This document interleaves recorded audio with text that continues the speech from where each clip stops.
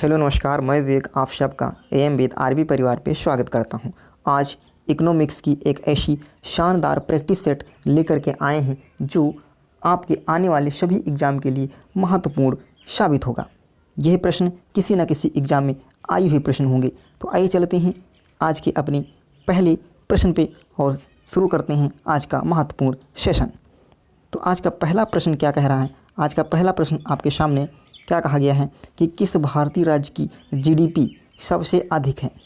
उत्तर प्रदेश, महाराष्ट्र, पंजाब या हरियाणा। तो किस राज्य की जीडीपी सबसे अधिक है? तो यहाँ पर ऑप्शन बी जो होगा वो सही जवाब होगा, यानी महाराष्ट्र। महाराष्ट्र राज्य की जो जीडीपी है वो सबसे अधिक है। यहाँ पे आपको कमेंट बॉक्स में बताना है कि उत्तर प्रदेश की जीडीपी जो है, उत्तर प्रदेश की जीडीपी का भारतीय राज्य में कौन सा स्थान है, यहाँ पर आपको कमेंट करके जरूर बताना है। चलेंगे अगले प्रश्न पे। अगला प्रश्न देखो क्या कहा गया है। अगला प्रश्न है किसने कहा था कि अर्थशास्त्र धन का विज्ञान है? किन्स ने, एडम स्मिथ ने, मार्शल ने या कोई नहीं? तो यह कहा था एडम स्मिथ ने, यानी ऑप्शन आपका बी जो होगा वो एकदम सही जवाब होगा। किन्स क्या है? तो यहाँ पर कोलोगी राजकोषीय नीति। क्या? राजकोषीय नीति। राजकोषीय नीति के जो जनक हैं वो कौन है? राजकोषीय नीति के जनक तो कौन है? किन्स को माना जाता है। तो यहाँ पे आपका उत्तर क्या हो जाएगा? बी ऑप्शन सही हो जाएगा। चलेंगे अगले प्रश्न पे। अगला प्रश्न क्या कहा गया है? अगला प्रश्न है कि भारत में राष्ट्रीय आय की गणना किसके द्वारा की जाती है? वित्त आयोग, केंद्रीय सांख्यिकी संगठन, नीति आयोग या राज्य सरकार? भारत में राष्ट्रीय आय की गणना किसके द्वारा की जाती है? तो यह की जाती है केंद्रीय सांख्यिकी संगठन के द्वारा। किसके द्वारा? केंद्रीय सांख्यिकी संगठन, यानी ऑप्शन आपका बी जो होगा वो बिल्कुल सही जवाब होगा। केंद्रीय सांख्यिकी संगठन, इसकी स्थापना कब की गई थी? तो आप कहोगे इसकी स्थापना 1951 में की गई थी। कहाँ कब की गई थी? तो 1951 में। इसका मुख्यालय कहाँ है? तो इसका मुख्यालय है नई दिल्ली में। कहाँ पे है? तो इसका मुख्यालय नई दिल्ली में पड़ेगा। क्लियर है? जो राष्ट्रीय आय की गणना, इसका आधार वर्ष क्या माना गया था? राष्ट्रीय आय की गणना जो की जाती है इसका आधार वर्ष माना गया था 2004-5। क्या माना गया था? 4-5। लेकिन इसमें परिवर्तन करके, इसमें बदलाव करके वर्तमान में अब क्या माना जाता है? तो वह माना जाता है 2011-12। क्या माना जाता है? 2011-12। क्लियर है? चलो अगले प्रश्न पे चलें। अगला प्रश्न देखो क्या कहा गया है।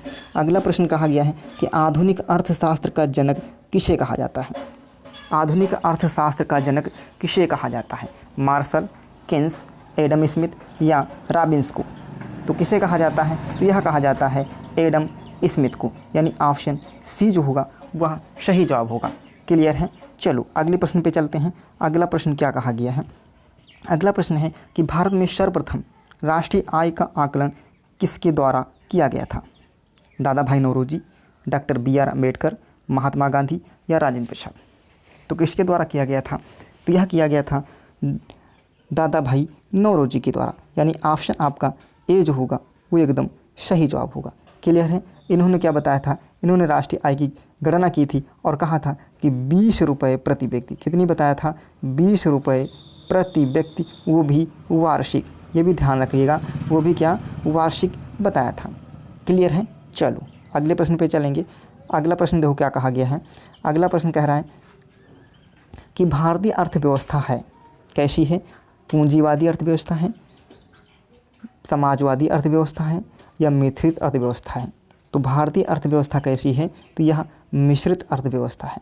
कैसी है? मिश्रित अर्थव्यवस्था है, यानी ऑप्शन आपका सी जो होगा वो एकदम सही जवाब होगा। क्लियर है? चलो आगे चलते हैं।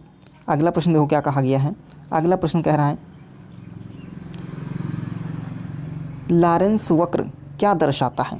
बेरोजगारी को, मुद्रास्फीति को, रोजगार को या आय वितरण को? तो लॉरेंस वक्र क्या दर्शाता है? यह दर्शाता है आय वितरण को, यानी ऑप्शन डी जो होगा वो हमारा सही जवाब होगा। चलो अगले प्रश्न पे चलेंगे। अगला प्रश्न क्या कहा गया है? अगला प्रश्न कह रहा है कि प्रच्छन्न बेरोजगारी पाई जाती है कृषि क्षेत्र में, सेवा क्षेत्र में, औद्योगिक क्षेत्र में या शहरी क्षेत्र में? तो प्रच्छन्न बेरोजगारी पाई जाती है, तो यह पाई जाती है कृषि क्षेत्र में। कहाँ पाई जाएगी? कृषि क्षेत्र में। यानी ऑप्शन आपका ए जो होगा वो बिल्कुल सही जवाब होगा। क्लियर है? चलो अगले प्रश्न पे चलेंगे। अगला प्रश्न क्या कहा गया है कि भगवती समिति का संबंध है बेरोजगारी से, गरीबी से, टीकाकरण से या बजट से संबंधित। तो भगवती समिति का संबंध किससे है?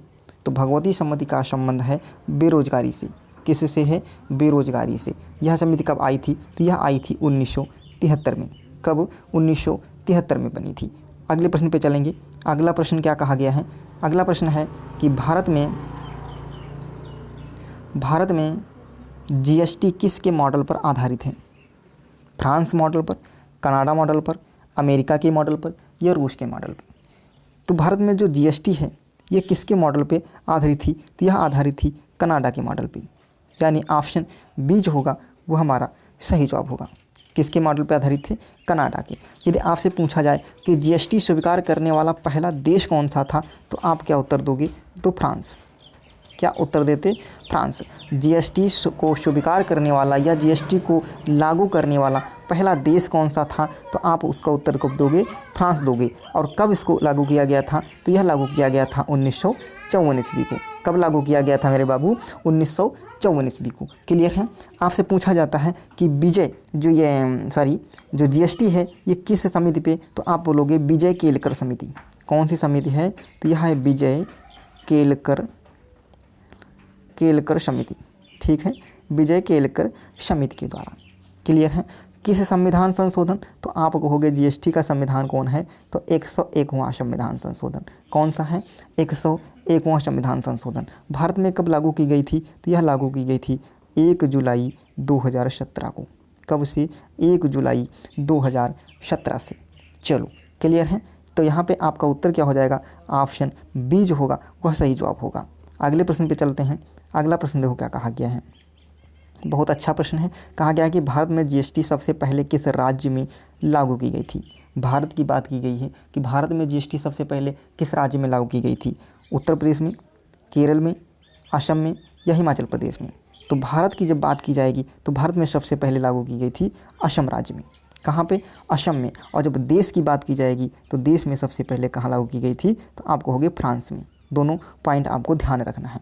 क्लियर है? यदि पूछा जाएगा कि भारत में सबसे अंत में किस राज्य में लगाई गई थी? तो जम्मू कश्मीर में। सबसे लास्ट में कहाँ लगाई गई? जम्मू कश्मीर में। और सबसे पहले कहाँ लगी थी? तो यह असम राज्य में।